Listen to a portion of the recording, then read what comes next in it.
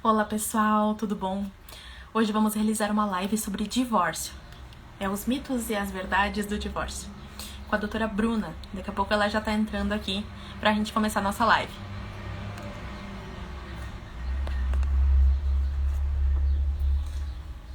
Agora começamos com a live toda quinta-feira às 19 horas. Bruna, não esquece de entrar com o teu perfil do escritório. Esperamos todos vocês. Enviem ali no aviãozinho a live para as pessoas olharem.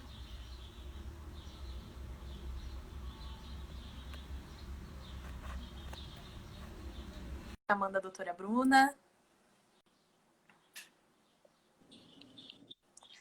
Oi! Oi, Lorena, tudo bom? Tudo bem contigo? Tudo bem também. Deixa eu só ajustar aqui a câmera. Acho que Eu vou agora tá. escrever no comentário que a gente vai fazer uma live sobre divórcio. E já vou fixar aqui, que daí as pessoas... Não tô conseguindo fixar. Agora sim. Esperar o pessoal ir entrando. Sim, já vou enviar aqui para vários conhecidos nos prestigiar.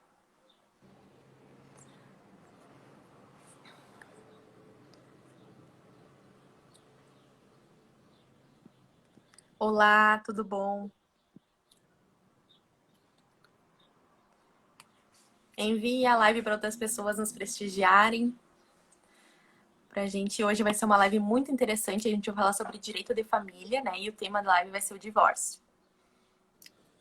Vamos falar alguns mitos e verdades, né, Lorena, sobre o divórcio, como é que o pessoal estava respondendo a enquete, se o pessoal acertou, como é que foi. Tu realizou uma enquete essa semana, né? No teu perfil, né, Bruna? Eu Sobre os temas. coloquei, eu coloquei alguns temas que são mais, não polêmicos, né, mais questionados pelo pessoal. E aí vamos ver o que foi, como é que foi os questionários. Não, não foi tão ruim, não foi tão ruim. O pessoal tá sabendo até. Estamos por dentro do assunto, né? O Eu pessoal vi tá esses por dias dentro. eu vi esses dias uma pesquisa, né, que estavam falando, né, que agora os divórcios aumentaram muito em razão da pandemia, né? O pessoal começou a conviver mais, teve que lidar, né, com esses problemas conjugais. Com Então, certeza, convivendo, mas também aumentou muito o número de, de uniões estáveis, né, Lorena? Teve um sim, aumento aí nos divórcios, mas o pessoal também, pela pandemia, começou a morar junto, né? Ou se juntar num apartamento, quem morava sozinho. E aí aumentou também o número de contratos de união estável, que é bem interessante, né? Então a gente ouve muito falar, nossa, aumentou exponencialmente o número de divórcios. Mas também, por outro lado, a gente tem que ver que aumentou o número de união estável. Então as pessoas não estão só se separando, tá, pessoal? Calma. Tem também o é, pessoal que está se juntando. teve um pouco dos dois mundos. Um pouquinho dos dois mundos. Quer começar, então? Até para o pessoal, quando for reassistir a live, vai ficar salva no meu perfil como IGTV, né? E daí a gente vai deixar salva, depois vocês revêem, daí quem não conseguiu entrar a tempo, né? Então, boa noite a todos. Muito obrigada por quem está aqui nos prestigiando. Vocês sabem que agora eu estou realizando live toda quinta-feira aqui no meu perfil. E essa semana e semana que vem também temos duas lives em sequência, né, Bruna? Essa semana vai ser uma live aqui no meu perfil sobre divórcio. E na semana que vem a gente vai realizar uma live lá no perfil da doutora Bruna sobre pensão alimentícia. Vai ser super legal. E então eu queria agradecer por todo mundo que está aqui presente, me apresentar. O meu nome é Lorena, eu sou advogada, né? Quem já me segue aqui no perfil já deve me conhecer. E eu atuo aqui em Santa Maria, na região central do Rio Grande do Sul, e eu atuo na área civil e de trabalhista, né? E na área civil, a área que eu mais atuo, assim, com minha expertise seria direito de família. Então, por conhecer a doutora Bruna, a gente se conhece através de um grupo de estudos, né, que a gente realiza através da Escola Superior de Advocacia, né? A gente se conheceu lá e a gente resolveu fazer uma live sobre direito de família, que é o tema que nós duas atuamos, né? Nós duas atuamos com expertise em conjunto, vamos Nosso dizer. tema em comum. É. E eu agradeço pela doutora Bruna ter aceito o meu convite, ficou muito feliz. E que comece agora umas lives agora pra gente junto, né? Com certeza, Lorena. Tu abriu agora as portas para a gente se juntar e produzir bastante conteúdo legal. Eu fiquei muito feliz com o teu convite. Eu até te falei, né? Foi uma sintonia que eu também estava querendo falar contigo. Eu estava vendo teu Uhum. trabalho já fazia um tempo. E fiquei muito feliz e acho que vai ser muito bom a gente se juntar para produzir conteúdo, informar, levar informação para o pessoal, né? Porque Sim. a gente vê, assim, tanta gente. Eu sempre falo, né, nas lives que com o nosso conhecimento a gente pode ajudar tanta gente, né? E é Uhum. muito importante a internet, a pandemia, com tudo de ruim que trouxe essa questão das lives que a gente pode agora fazer, levar conteúdo para casa das pessoas. Só de entrar no celular, as pessoas já podem, né, se informar e ter tanta informação legal. É. Eu sou a Bruna, pessoal, Bruna Winkler, eu sou advogada de direito de família e civil e eu atuo aqui em Porto Alegre. Eu ainda sou conciliadora no Foro do Alto Petrópolis aqui em Porto Alegre também. Então, Lorena, vamos começar nossos mitos e verdades sobre o divórcio? O que tu acha? Vamos sim. Eu acho que o maior mito, assim, que a gente tem sobre o divórcio é aquela situação, até essa semana eu tinha colocado no meu perfil um post sobre isso. É se o outro não quiser me dar o divórcio, será que não vou conseguir realizar, né? As pessoas têm muito aquela situação de um meio de novela, praticamente, né? Ai, ele não vai me dar o divórcio, então a gente não vai se divorciar, não vai quebrar esse vínculo, né? E é um total mito, assim, não. A gente vê antes, né? Vamos dizer, alguns anos atrás, o juiz até, quando você entra com um processo, né, a outra parte ela deve ser intimada para o oficial de justiça para ficar ciente daquele processo.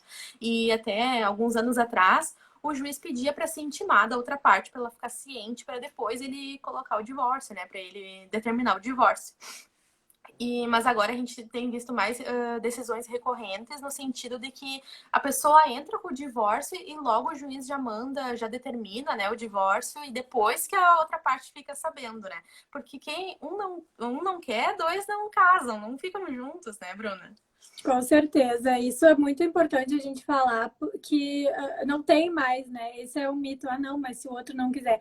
Mas tem decisões agora, atualmente, que permitem até o divórcio unilateral, né? Que o juiz Uhum. determina sem a citação do outro cônjuge, né? E esse ponto realmente é uma questão que as pessoas têm muita dúvida ainda. E Ninguém é obrigado a ficar casado, né? E a ponto principal é a vontade, né? Se uma pessoa não deseja mais ficar junto no casamento, então se não tem vontade, por que logo o juiz vai ficar obstando, né? Vai ficar impedindo as pessoas de se divorciarem. Então, o juiz só tá fazendo o que as partes desejam, né? Que é esse divórcio, né? Do ex-casal. Exatamente, Lorena. É o que tu falou, não existe a pessoa continuar casada sem querer estar casada, né? Isso é muito importante a Uhum. gente entender. Outro mito também, ali a doutora Maria Eduarda falou que quer saber as respostas da enquete. Vai no final da live, gente. Tem que ficar até o final para saber as respostas. Se existe tempo, essa pergunta da enquete, todo mundo acertou, todo mundo que respondeu acertou. Se existe tempo para a gente efetuar o divórcio. E não, né? Antigamente, até talvez muita gente se confunda ainda, porque antigamente tu precisava ter a separação para daí poder, caso tu mudasse de ideia, né, o teu cônjuge, para daí poder fazer a conversão em divórcio, né, da separação em divórcio. Hoje em dia não, hoje em dia tu já pode entrar com o divórcio direto, então não existe tempo para o divórcio ser efetivado. Tu pode entrar, Sim. casou, já pode entrar com o pedido de divórcio. Existia esse mito por causa daquela situação lá da união estável, do divórcio, eram uns mitos antigos, né? Que a pessoa tinha que ficar pelo menos algum tempo junto para se divorciar, mas Mas não agora tem cabimento, né? não, né? Porque claro, tem muitas na prática, assim, a gente vê. Eu trabalhei no Saju da URGS, a gente via assim muita as pessoas queriam se divorciar, a gente ainda perguntava, tem certeza? Porque as pessoas voltam atrás, né? Uhum. Então, mas muitas vezes é um processo que as pessoas vão passando, assim, um ano pensando, firmando a ideia, né? Se imaginando sem o companheiro, já cônjuge. Então, é um caminho a ser percorrido até a decisão do divórcio. Mas quem também de cabeça quente disser quero me divorciar amanhã, pode se divorciar amanhã, né? Isso é importante a Depois gente. arque com as consequências, né? E depois arque com as consequências, né? De tá, não pode também ficar brincando com o judiciário, né, Lorena? Mas acredito que a decisão, a maioria dos casos, é tomada sempre demora, né, para a pessoa decidir se divorciar, né? Sim. Outro mito também que a gente pode falar do outro ponto seria uma coisa que também eu acho isso muito de novela, como diz o outro, assim, é se o divórcio é uma guerra entre os cônjuges, assim, eu vou tirar tudo de ti, tu vai ficar sem nada, né? Esses mitos, essa coisa bem de senso comum, assim, de novela, assim, né? Nossa, eu vou te deixar sem nada, sem nenhum bens, né? E não existe, né? O divórcio, ele pode ser ou extrajudicial ou judicial, né? Que a gente chama de ou litigioso ou consensual, né? Então a gente tem o divórcio, na verdade, tem o divórcio extrajudicial que ele é feito no cartório, né? E o divórcio litigioso ou consensual são feitos na justiça, mas o litigioso é porque as partes, né, marido ou mulher, ou se é numa relação homoafetiva, tanto faz, mas eles não concordam como é que é a divisão dos bens, ou se tem filhos, não concordam com quem vai ficar guarda. É só assim, não concordar é litigioso. Não concorda com algum ponto. Se você concorda com tudo, é consensual. E daí vocês vão fazer os pontos de vocês ali, como vocês querem fazer esse acordo e tudo mais.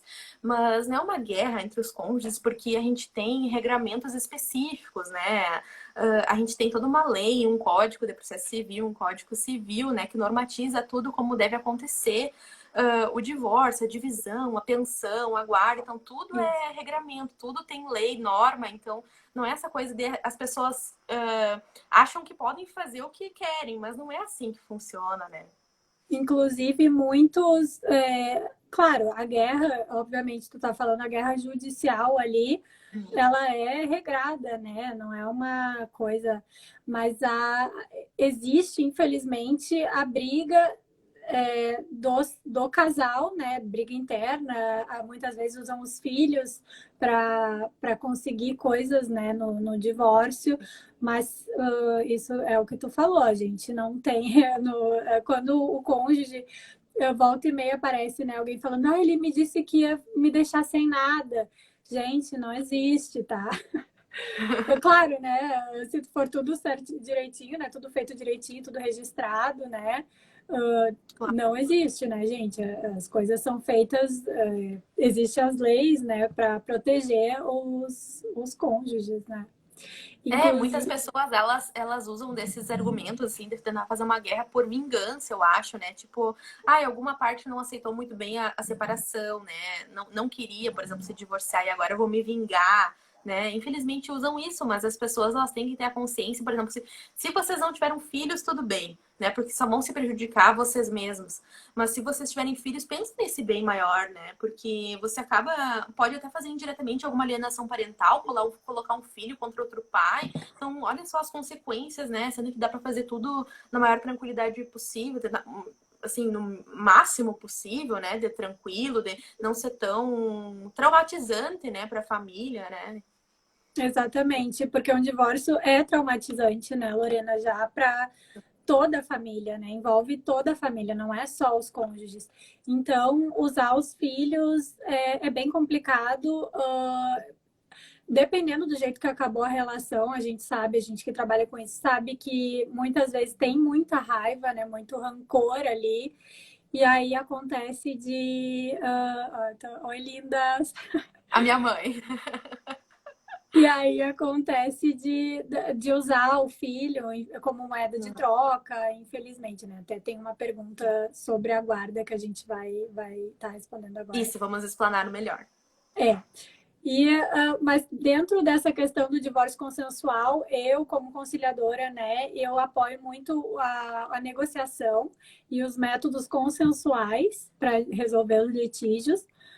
dentro dessa questão, o divórcio consensual, ou seja, quando tem o consentimento dos cônjuges quanto à partilha de bens, pode ser feito em cartório ou necessariamente todos os divórcios têm que ser judiciais? A resposta é não. Quando o divórcio ele não precisa ser judicial, quando ele cumpre alguns requisitos para ser feito em tabelionato. O divórcio em tabelionato pode ser feito quando não tem filhos menores de 18 anos ou incapazes, e quando tem consenso entre os cônjuges. Então, quando não tem nenhuma discordância quanto aos bens, quem vai ficar com o quê, como é que vai ser a divisão, não tem filhos menores, pode ser feito tranquilamente em tabelionato, inclusive é bem mais rápido, né? E sempre é a melhor solução, e não tem porquê, se não existe filhos menores, a gente não tentar uma conversa com o advogado, né? Inclusive é o mesmo advogado, eu recebo essa pergunta, mas se é consensual, é o mesmo advogado que faz o divórcio? Sim, é o mesmo advogado, então não tem porquê a gente prolongar uma questão, né? Que na justiça não vai ser muito diferente do meio a meio, que não tem por que prolongar, né, Lorena? Eu acho que as pessoas têm que se conscientizar que a conversa é sempre a melhor saída, né? Claro, bem nesse sentido que a gente está falando, para não deixar tão traumatizante, né? A família não ficar tão. Já é uma situação triste, né? Um rompimento assim no relacionamento, né? Porque você não está acabando só com um relacionamento entre dois, né? É uma família que vai se dissocializar ali, que vai se separar, né? Então, eu acho que a melhor forma sempre é o acordo, né? E é tão bacana quando a gente vê, né, os casais que se dão bem depois do divórcio, né? Conseguem conversar e chegar num consenso. Ah, hoje eu não posso pegar o filho, tu pode pegar.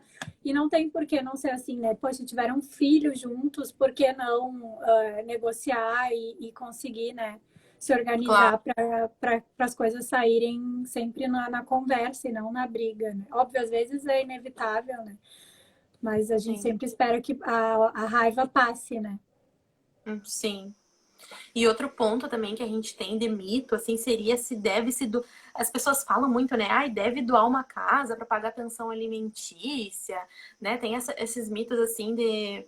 Ai, vou ter que agora despender de um grande valor para cobrir essa pensão, como se a pensão fosse um valor X, né? 200 mil para a vida toda ali, tá pronto ali, né? Já vendeu a casa, já paga pensão. Existe muito.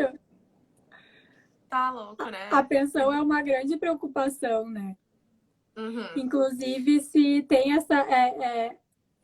a pergunta, né, que eu até botei na enquete, se tem essa dependência eterna da pensão alimentícia. A gente tem que explicar que a pensão ela é para os filhos, né, geralmente, mas a mulher ou o marido podem pedir a pensão, por exemplo, se largou o trabalho muitos anos em prol da família, se não tem renda, a mulher ou o marido podem pedir essa pensão para sustento. Obviamente, nenhuma pensão dura para sempre, né? Inclusive, Sim. É importante a gente falar que se o pai está desconfortável com o valor da pensão ou se tem outros filhos, ele pode pedir, dependendo da idade dos filhos, exoneração de pensão ou a revisional da pensão, né? Bem como o filho também pode pedir a majoração da pensão se entender que o pai ganha muito mais e está pagando pouco, né? Então é sempre importante o pessoal saber, não, a pensão alimentícia ela não é uma questão fixa, gente. Ela pode ser, ela é variável e sempre existe essas ações que eu falei agora para a gente sempre estar regulando a pensão, né? Ela não vai ficar lá estabelecida para sempre. Essa coisa da pensão é muito relativa, né? Primeiro porque cada cabeça de um juiz é uma sentença, né? Por mais que às vezes a gente coloque todas as provas possíveis, o juiz sempre decide como ele acha melhor, né? E a gente não pode ficar comparando, por exemplo, o nosso caso com o outro, né? Hoje até uma cliente falou pra mim assim, ai, mas fulano recebe 5 mil e paga 300 reais, e eu que ganho um salário mínimo tenho que pagar 300 reais, isso não é justo. E daí eu falei, ai, como é que foi essas provas que a senhora fez nesse processo que a senhora tinha? Como é que... Não é assim, não fique se comparando a sua grama com a grama do outro vizinho, né? Nenhuma situação é igual a outra. Cada caso é um caso, né? e a gente tem que ver as coisas individuais. Então, né, é importante ali você, quando for você pedir a pensão, né, demonstrar bem quanto que você ganha, quais são suas despesas. E não é só o seu lado também, né, sua possibilidade de pagamento, você tem que ver a necessidade da criança, né, que a gente chama dessa coisa da possibilidade da necessidade, né. Tem que ver a necessidade da criança. A criança, ela vai numa creche, ela vai numa escola particular, ela vai numa escola pública, ela realiza um concurso de inglês, ela, né, a criança tem necessidades como a gente, e os pais não devem ser tão mesquinhos nessa parte, né? Tentar você Exatamente. Se o pai melhor. ganha tanto, por que não, né, Lorena, proporcionar um colégio melhor, né, mais atividades extracurriculares para a criança, se o pai tem essa condição, né? Claro, se tem vários filhos, existe mesmo a possibilidade de pedir a redução, né? Se o pai Claro, tem várias crianças para sustentar, mas não tem porquê, né, a gente ficar privando a criança se tem condições. sim. Nesse caso, esse caso que eu tinha falado, é uma pessoa que ganhou 5 mil e pagava R$ 300, é porque era família era enorme. Então, Uhum. tudo tem que ser contado, né? Todas as peculiaridades daquele caso, nenhuma pessoa, nenhuma família é igual a outra. Então, por isso que as coisas têm que ser vistas dessa maneira, né? Com certeza, é uma questão bem, é um ponto bem, a questão da pensão, eu acho que tem a pessoal que tem mais dúvida, né? Sim. E essa questão também que tu tinha falado desse ponto sobre dependência eterna da pensão, né? A gente tem muito aquele mito de se acaba a pensão é paga para sempre. Não é paga para sempre, né? Cabe o pai, assim como o processo de pensão ele começa com um processo, ele vai terminar com um processo, né? Então, termina com um processo quando o pai desejar entrar com um processo de extinção, né? Desoneração de pensão, que a gente chama, né? É, Mas tudo com processo, ninguém decide por si se quer pagar pensão ou não, né? Ou parar de pagar.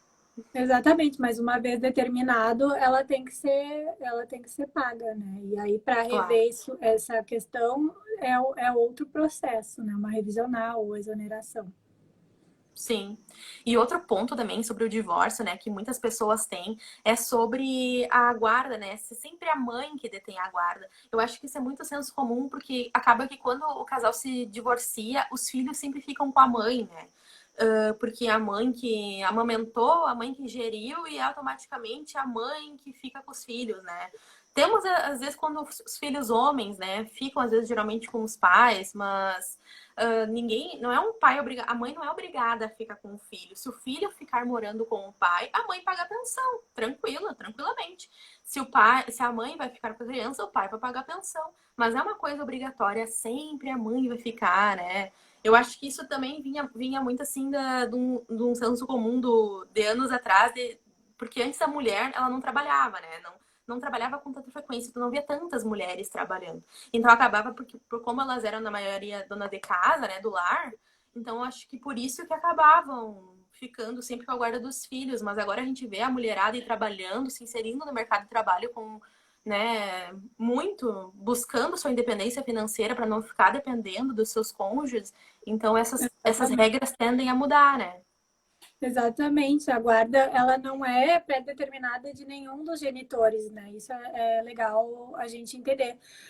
A guarda, quem tiver mais provas, geralmente às vezes chega num consenso, né? Mas quando não chega, vai ser construída todas as provas no processo para a gente entender quem que tem a melhor condição de ficar com a guarda, se os dois querem, né? Sim. Mas É um equilíbrio assim financeiro, né, de quem pode sustentar, quem tem mais tempo livre para ficar com aquela criança, é o equilíbrio familiar e emocional também, quem vai conseguir criar melhor, né, conviver por mais tempo, né? Tem todas essas sim. situações que devem ser analisadas, não é uma coisa tão simples. E quem detém a guarda, essa da guarda, quem detém a guarda determina as visitas. Eu vou responder na nossa enquete, deu 17% diz que sim e 83% diz que não. Então, tem gente que ainda acha que quem tem a guarda é que determina as visitas. Mas não, né, Lorena? A gente sabe que as visitas elas são combinadas no processo, né? Geralmente a gente já estipula na petição inicial ou na contestação como é que fica melhor para o nosso cliente, né? Mas é tudo combinado, quem detém a guarda não estipula as visitas. É tudo questão de, na conversa mesmo, combinando como é que vai ser, como é que é o melhor. Para criança também, né? Tem vezes que um dia eu recebi uma ligação se era obrigatório a criança ir visitar o pai. A criança não queria ir visitar o pai. Eu falei, não, tu explica para o pai que não tem essa obrigação, né? Se ela não quer, tá com preguiça, quer ficar em casa, ela tem todo o direito, a criança tem todo o direito de querer ficar em casa, né? E aí parte do princípio do pai e saber por que que a criança não quis ir, ou se realmente estava com preguiça, o que que foi, né? Mas é importante a gente entender que a criança tem as prerrogativas dela de querer ou não, né? Sim. Primeiro, assim, que a gente deve entender que passou daquele tempo de que a guarda unilateral, né? A guarda de só num pai era a regra, né? Porque muito foi assim, aí um pai vai ficar com a guarda e outro vai ficar só visitando. Mas a gente tem que inserir ainda mais esse consenso da guarda compartilhada, né? E guarda compartilhada, gente, não é ficar morando nas duas casas. Porque, meu Deus, esses dias eu atendi um casal, vai morar 15 dias comigo, 15 dias. Mas, meu Deus, não deixa a cabeça da criança louca? Onde é que ela vai estudar? Onde é que ela vai se fixar como residência, dizendo na cabeça dela, eu moro aqui? Não, ela mora 15 dias num lugar, 15 dias no outro lugar. Não. Então, a guarda compartilhada, o que seria? Os dois pais decidindo juntos o que vai acontecer na vida da criança, né? Não é um pai só decidindo, ela vai estudar aqui, ela vai fazer não sei o quê. Não, os dois pais decidem juntos e é assim como deve ser, né? Então, essa coisa das visitas eu acho tão distante, sabe? Porque, um pai só visita e o outro cria, faz tudo, né? Exatamente. Essa é a ideia, né? Que eu só estou visitando aqui de passagem, mas não, né? Os dois têm que tomar as decisões sobre a vida da criança e ser, né, ter essa posição como pais mesmo, que os dois fizeram aquela criança, os dois têm que ter essa noção que o que é melhor para a criança tem que ser decidido em conjunto, né? Claro. Não é só uma visita, a gente chama de visita, né? Mas na verdade é a presença paterna ou materna, né? É a convivência, né? Que a gente fala muito, né? Exatamente. E outro mito também que a gente tem é sobre se o processo da pensão é muito caro, né? Isso é coisa de muito. Sobre novelas, né? Isso é muito novela. Porque, meu Deus, o processo foi 20 mil, se divorciar é caro, gente, pelo amor de Deus, né? Primeiro que você tem gastos basicamente com documentos que vão para o processo, além do seu advogado, claro. Mas você tem um gasto com o processo, assim, de documentos, certidões, nada demais, assim, não é nada exorbitante, né? Ainda você tem as possibilidades de ser assistida por locais públicos, né? Então, você vai numa defensoria pública, ou você vai nessas faculdades que prestam essas assistências gratuitas, né? Que podem lhe auxiliar se você não quer gastar com nada, mas você tem uma condição financeira de contratar um advogado, de investir num advogado que é um atendimento de melhor qualidade, né? Não é nada exorbitante, não é coisa de outro mundo, né, Bruna? Exatamente, não é nada de outro mundo, né, Lorena? Tem os gastos com o advogado e os gastos com o processo.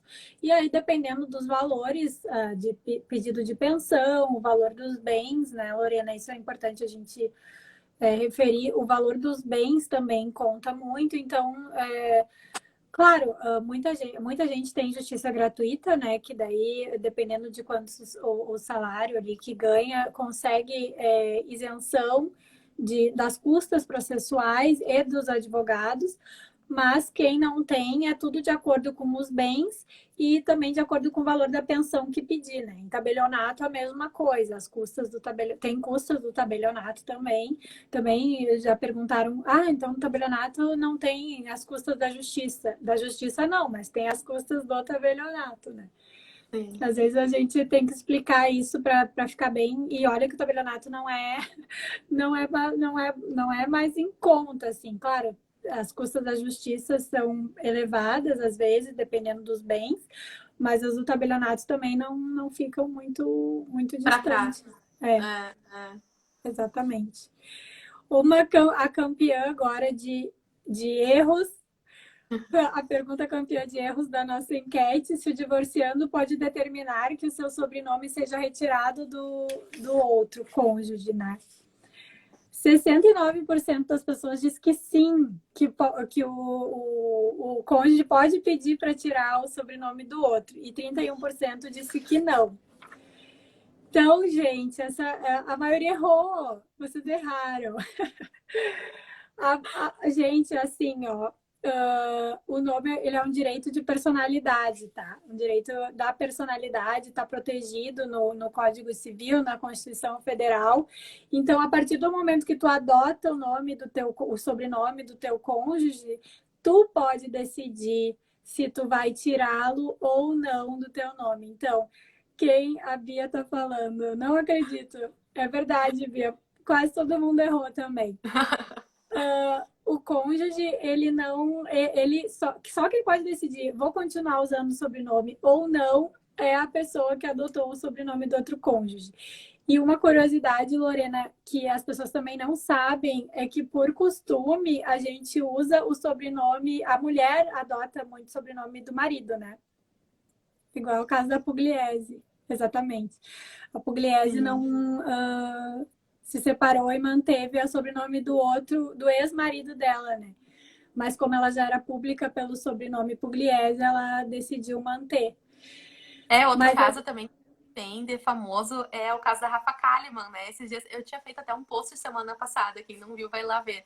No perfil falei sobre a Rafa Kalimann, que ela se separou, né? Ela até falou no BBB, né? Que ela se separou, tava separada daquele Rodolfo, que faz dupla sertaneja com Israel e Rodolfo.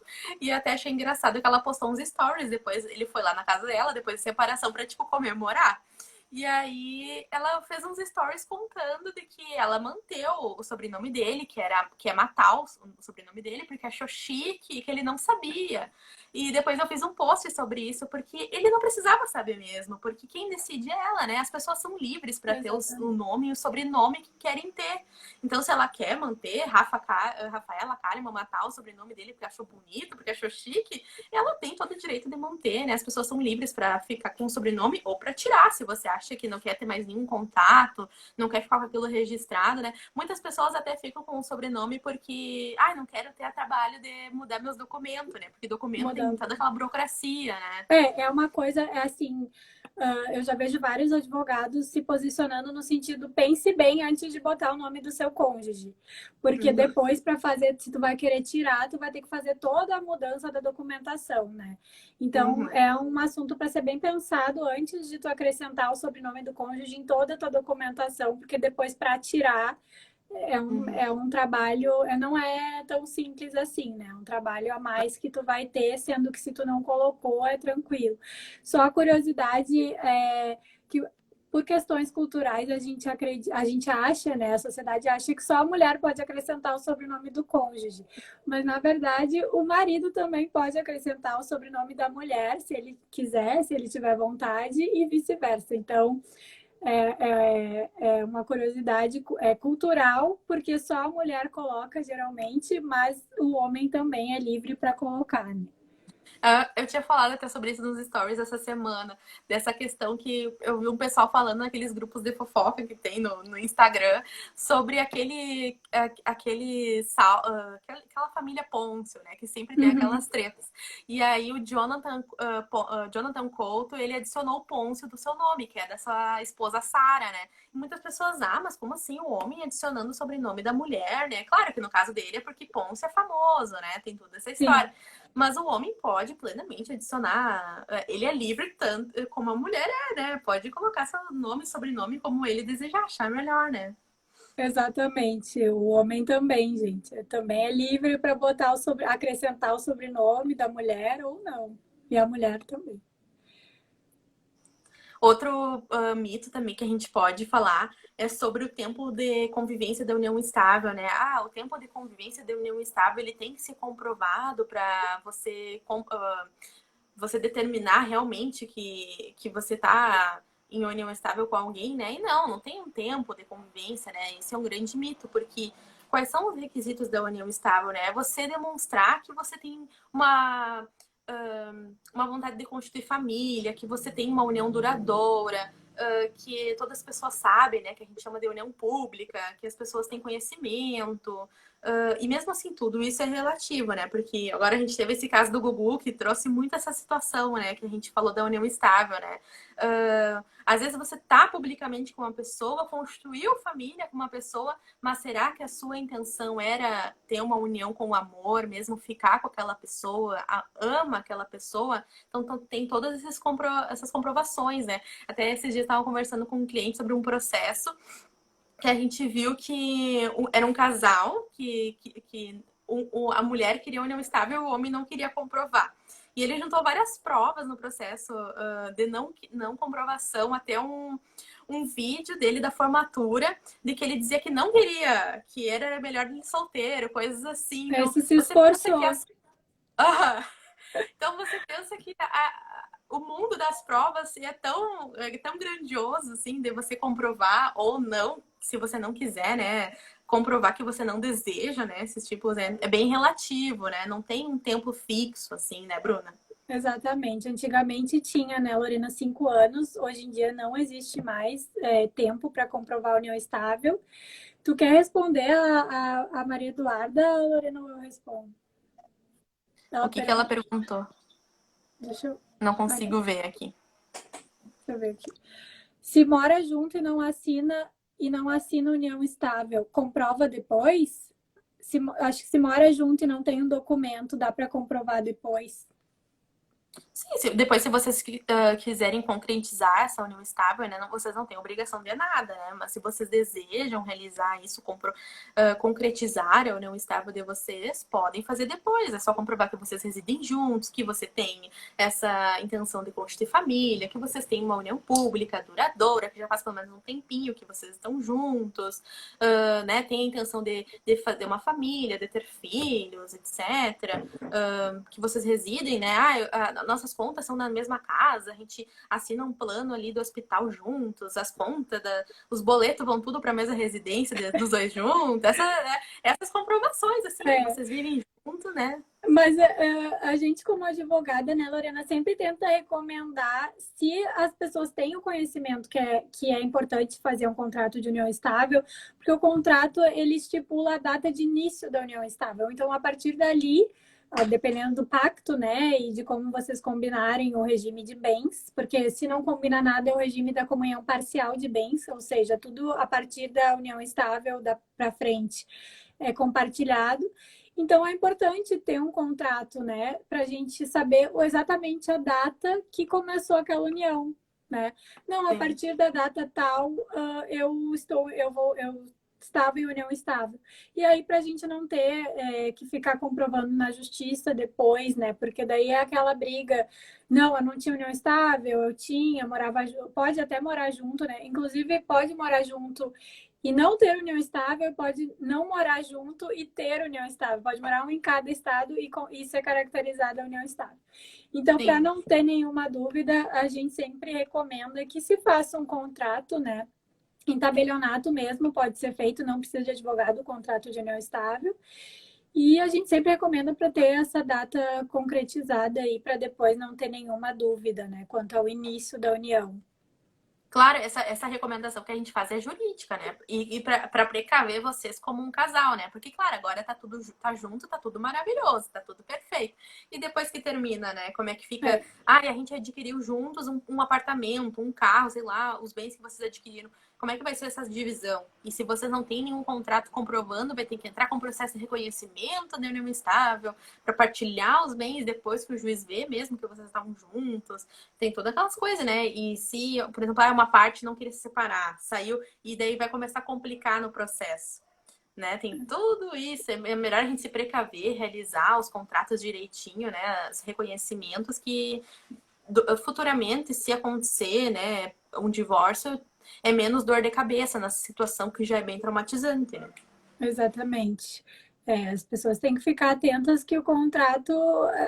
Muita gente tem medo, né, de fazer o contrato, mas é uma segurança para o futuro, é isso que tem que ser entendido. A próxima questão também foi recorde aqui. Ó, assim, ó, não teve tanto erro, mas eu achei que o pessoal deu uma erradinha. Se o casamento da pessoa de 16 anos não precisa de autorização, né? Se a pessoa com 16 anos pode se casar.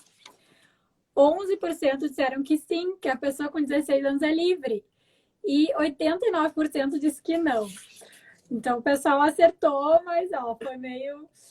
Então, gente, a pessoa com 16 anos, ela pode se casar, mas depende da autorização dos pais. Se a pessoa com 16 anos quiser muito se casar e os pais não quiserem aprovar esse casamento, o menor, né, essa adolescente, né, de 16 anos, ele pode pedir na justiça uma autorização judicial para se casar, que a gente chama de como é que é? Suprimento judicial, que daí o juiz autoriza o casamento do menor. Então, sim, Essas pessoal. regras é bom a gente saber porque assim a gente tem que o adolescente ele sempre faz aquela coisa no impulso, né? Ai, tamo junto, agora vamos se casar e sempre, né, usa no impulso, a empolgação do momento, né, da paixão do momento.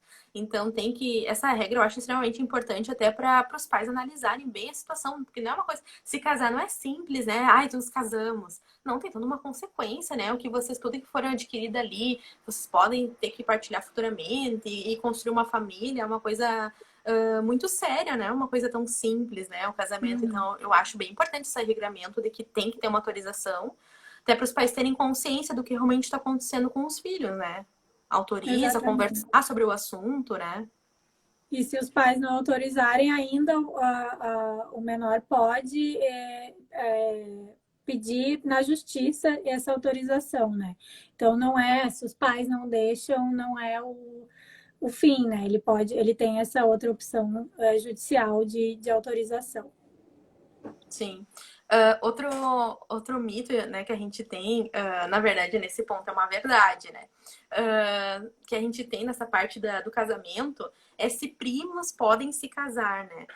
Essas coisas de casamento entre primos era muito comum entre as avós, né? Tipo, minha avó é casada com primo segundo, meu avô é primo segundo, da minha avó tem muitas dessas avós, pessoas mais antigas se casavam tanto com os primos, né? E primos podem se casar, né? A gente tem não tem, assim, a gente tinha uma normativa que ela meio que proibia esse casamento com primos, mas veio um novo decreto, veio umas normatizações que elas habilitaram, né? Autorizaram o casamento entre primos até terceiro grau, né? Que a gente tem ali temos árvore genealógica, então temos os primos até terceiro grau que a gente pode se casar.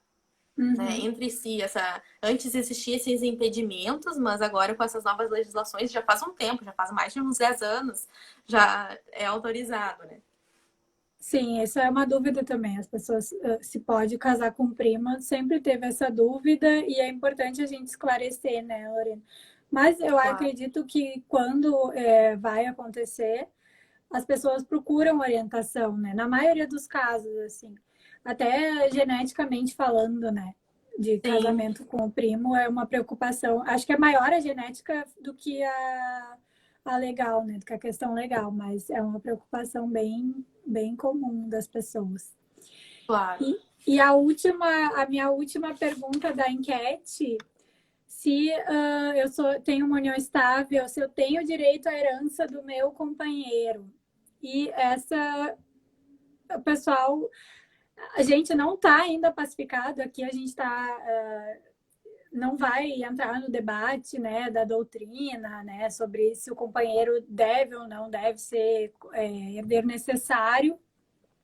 95% das pessoas diz que sim, que a união estável é igual ao casamento, e 5% diz que não. Então, o pessoal está sabendo. Depois de 2017, com o julgamento da STF, o companheiro foi equiparado, né? Ele entrou no artigo, eu não quero entrar muito em termos técnicos, mas o companheiro virou um herdeiro necessário. Então, se o meu companheiro falece, eu, como tendo uma união estável, eu sou um herdeiro necessário. Isso acontece também no casamento, o que antes não acontecia, antes desse julgado do STF, não acontecia. Aproveitando aqui, responder a pergunta da Maria Eduarda, qual a maior diferença entre união estável e casamento? Então, pessoal, a nomenclatura é diferente. E antes era essa questão que o companheiro podia ser excluído da sucessão. Hoje em dia, ele não pode mais ser excluído, né? Ele não, o companheiro é um herdeiro necessário. Então, é o que eu estou falando, que a gente não quer entrar muito em termos técnicos, mas tem parte da doutrina que entende que o companheiro não deve ser um herdeiro necessário, porque qual a diferença entre casamento e união estável se a gente equiparar, né, o companheiro? Uhum. Se eu estou em uma união estável, eu não quero que o meu companheiro seja meu herdeiro necessário. Eu não quero que meus bens, quando eu falecer, vão para o meu companheiro. Por isso que eu não casei. Mas tem a maioria da doutrina, né, a majoritária, entende que o companheiro deve sim ser herdeiro necessário. É que como é muito confusa a questão da união estável e muita gente vai morar junto sem saber os direitos, eu acho, Lorena, assim, eu ainda tenho muitas dúvidas sobre essa questão, mas eu acho que a minha opinião, assim, Eu também. eu acredito que o companheiro deva ser protegido, sabe? Eu entendo que não tem por que a gente não proteger uma, assim, eu não, sem querer equiparar também, porque por que então são nomenclaturas diferentes? O casamento, hoje em dia, respondendo para a doutora Maria Eduarda, o principal é as formalidades, né? A principal diferença é as formalidades do casamento, que a união Sim. estável não tem. Mas, tirando isso, depois que o companheiro virou herdeiro necessário, a gente não tem muitas. Essa diferenciação era antes, né? No passado existia, né? Ah, se a gente se casa, a gente divide os bens. Se a gente tem união estável, a gente não divide os bens, né? Mas agora, com essas decisões né, de juízes recentes que equiparam bem igualzinho ali o casamento com a união estável, porque você vê a pessoa que tem uma união estável, ela pode ter seus bens divididos também, partilhados ali na herança e tudo, num divórcio, ou se as pessoas falecem, né? Agora se equiparou e criou essa discussão, né? Essa discussão em razão da união estável. Agora, então, se equipara, qual que é a diferença? Para que ter união estável, então, se ela tá igual ao casamento, né? Mas E muitas pessoas falam, né, que a união estável é mais pela nomenclatura, né? As pessoas, não querem ter um status de casada, de né? Eu escolhi casado, exatamente. porque casamento é aquela coisa que eu tô preso, aquelas coisas senso comum que a gente sabe, né? Então as pessoas é meio que tapar o sol com a peneira, né? Você tá se iludindo se você acha que realizar uma união estável é diferente do casamento, porque o outro vai ter menos direitos. Né? Não, esse equiparou. E agora, se você morre ou se você se divorcia, ele herda como um herdeiro normal comum. Então, Inclusive, o regime, né, Lorena, se não é estipulado, é o regime que no casamento também, quando não estipula, é comunhão parcial de bens, que tudo. Depois que tu convive em união estável, por isso que a gente diz que é importante ter o marco, né, do início da união, porque tudo a partir claro. dali é dos dois, se tu não estipula outro regime. Pode ter outro regime, mas se não é estipulado, é o da comunhão parcial. A doutora Maria Eduarda perguntou, o cancelamento da união estável é similar ao divórcio? Sim, a gente chama de dissolução de união estável, mas sim, é a mesma coisa. Se tu tem uma união estável, com bens, com filhos, tu vai passar pelo mesmo processo judicial. E se tu não tem, tu pode fazer em cartório também a dissolução. E A também união estável, ela foi criada porque aquelas pessoas muito de se juntar, né? A gente vai morar junto, a gente tá juntado, né? Que a gente chamava de juntado. Então ela se criou por causa disso, né? Das pessoas que começavam a morar junto e não se casavam na igreja, e daí estavam em união estável, estavam juntas por estarem em união estável, né? Mas agora com essa equiparação não vejo nenhuma diferença, porque você vê, existe até a possibilidade de você escolher seu regime de casamento. seu regime Uhum. de união, né? Sendo que no casamento você também pode escolher se você quer separação, se você quer separação total de bens, quer obrigação, não sei o quê. Você pode escolher, então não tem qualquer diferença, né? É mais essa questão da Exatamente. nomenclatura, né? Mas eu ainda acho importante, Lorena, sempre, né? União estável e casamento é sempre um ótimo debate e dura muito tempo. Uhum. Inclusive, a nossa live já está quase estourando, eu acho, né, Lorena? Uhum. Só vou Falta 10 fazer, minutos. só vou fazer um parênteses. Eu acho que é importante a gente ter um Instituto da União Estável, porque muita gente se junta e não tem. Se junta, não é casado, e aí o que que eu faço, né? Aí depois vai brigar na justiça. O nome é o quê? Eu tinha um casamento. Eu ainda acho importante a gente ter a união estável. Mas Sim. realmente, se tu for pensar nos direitos, tanto como sendo herdeiro, como não sendo, eu ainda acho que por esse lado não tem, né, sentido. Mas pelo lado do não, vamos morar juntos, e aí eu tenho o quê? Se não quero casar, eu tenho uma união estável. Eu ainda acho importante ter, existir a união estável, né? Mas é muito importante a gente cada vez tentar conscientizar mais pessoas da importância do contrato ao ir morar junto, porque depois é complicado, pessoal. A gente tem que ficar provando, é uma briga, né, Lorena? Com Um certeza. não quer dizer que tem união estável, compraram os bens juntos, mas um não quer dividir com o outro. Uhum. E aí fica sempre essa briga, então não faz sentido. Eu É. acho que ainda tem que existir a união estável, porque tu não quer casar, tu tá em união estável, mesmo tendo os mesmos direitos, né? Mas eu sou a favor de ter os direitos, porque não tem por que não ter, né? Se tu tá morando junto, se tu quer ficar com a pessoa, se tu comprou bens e tava com a pessoa, né? Ou Claro. combina, então, esse bem é meu, esse bem é teu. E aí a Sim, gente estipula concordo. tudo em contrato. Tudo pode ser estipulado em contrato também, viu, pessoal?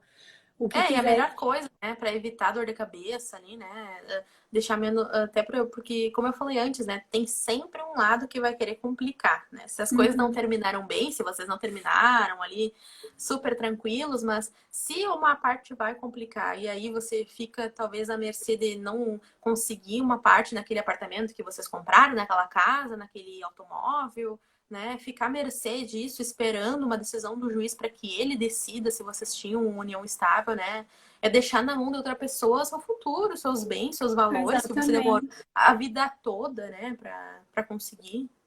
E o que no casamento, por exemplo, que um cônjuge diz, vou pegar tudo, tu não vai ficar com nada, que não pode acontecer, porque tu tem o casamento, né? Tu tem um marco ali, a data, na união estável pode acontecer. Tu fica à mercê de um juiz dizer, não, tu não, eu entendo que tu não tinha uma união estável.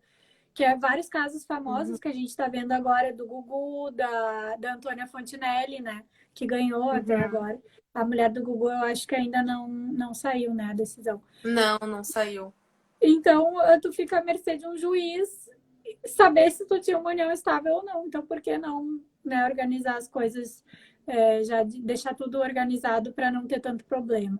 Só lembrando que se mesmo tendo, tá, gente, um contrato de união estável, às vezes não é união estável, né, Lorena? Isso eu acho uma loucura. E ninguém entende Aham. também. Mas às vezes também pode ter um contrato e não caracterizar a união estável, assim como o contrato de namoro, né? Mas isso é assunto, pauta para outra live. É, a gente podia fazer só uma live só sobre casos famosos de celebridades, daí a gente reúne todos, Gugu, Fontinelli, Rafa Kalimann, a gente reúne todos pra fazer Eu uma acho que live só. esse vai dar, eu acho que esse pessoal vai se interessar bastante, né? Uhum. Isso do sobrenome do cônjuge, eu vi que é um assunto que o pessoal tem bastante interesse. Porque as pessoas não sabem, né? E é bem importante a gente ter noção, né? Que só a gente pode tirar o nosso Sim, nome, né? Por ser um sim. direito garantido. Ah, então, pessoal, era isso. Vocês têm mais alguma pergunta? Querem mandar aqui no chat? A gente ficou Gente, muito feliz que vocês mandaram as perguntas ali. Muito obrigada. passou voando, gente. Uhum. Passou muito rápido mesmo. Quando eu E a vi, quando eu gente, cliquei ali, já era 40 e poucos minutos. Ah, já sim, passou a muito gente rápido. ainda falou, ah, não vamos ficar tanto tempo, vamos fazer uma live mais dinâmica, né, Lorena, mais rápida, mas Aham. não dá. Assunto, assim, direito de família sempre rende, é sempre muito bom falar, eu adoro, né, acredito tu também. Uhum. E a gente Ah, vai isso que a gente foi falando. conversando, né? Isso que a gente maneirou no nosso tempo, né? Porque se deixasse dava pra abrir aquele tema e ficar divagando. Sim, essa questão, união estável e casamento é recorde, assim, de dúvidas, eu acredito também. E eu Claro. adoro debater, ficar filosofando, pensando. Pessoal, então, já que vocês não mandaram nenhuma pergunta, então eu agradeço.